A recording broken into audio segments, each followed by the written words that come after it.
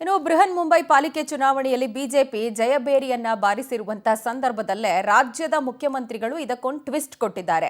Vote ಚೋರಿ twist ಕೊಟ್ಟು CM Siddaramaiah post ಒಂದನ್ನು ಮಾಡಿದ್ದಾರೆ.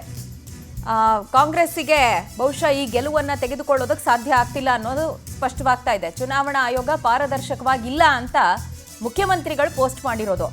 ಪಾಲಿಕೆ ಎಲೆಕ್ಷನ್ ವೇಳೆ ಮತಗಳ್ಳತನ ಆಗಿದೆ ಅಂತ ಸಿದ್ದರಾಮಯ್ಯನವರು ಹೇಳಿದ್ದು.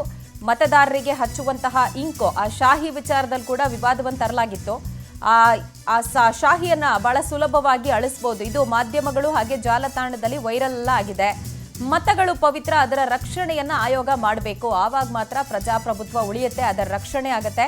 ಸ್ಯಾನಿಟೈಸರ್ ಬಳಸಿ ಶಾಹಿಯನ್ನ ಅಳಿಸಿ ಮತ್ತೆ ಮತದಾನ ಮಾಡಿರುವಂತಹ ಆರೋಪ ಅಂತ ಹೇಳಿ ಮುಖ್ಯಮಂತ್ರಿಗಳು ಮಾತನಾಡಿದ್ದು. ಮುಂಬೈನಲ್ಲಿ ಬಿಜೆಪಿ ಗೆಲುವಿನ ಕುರಿತಂತೆ ಸಿಎಂ ಹೆಂಗ್ ಕಿಡಿಕಾರಿದ್ದಾರೆ ಅನ್ನುವಂಥದ್ದನ್ನು ಗಮನಿಸ್ತಾ ಇದ್ದೇವೆ.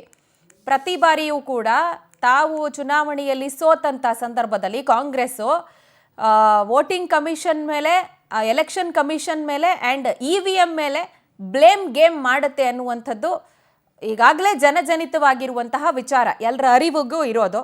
ಈಗ ಮತ್ತೆ ಅದೇ ಟ್ರೆಂಡನ್ನು ಕಂಟಿನ್ಯೂ ಮಾಡ್ತಾ ಇರೋಂಗೆ ಕಾಣಿಸ್ತಾ ಇದೆ. ಮುಖ್ಯಮಂತ್ರಿಗಳ ಟ್ವೀಟನ್ನು ಗಮನಿಸ್ತಾ ಇದ್ದೀವಿ.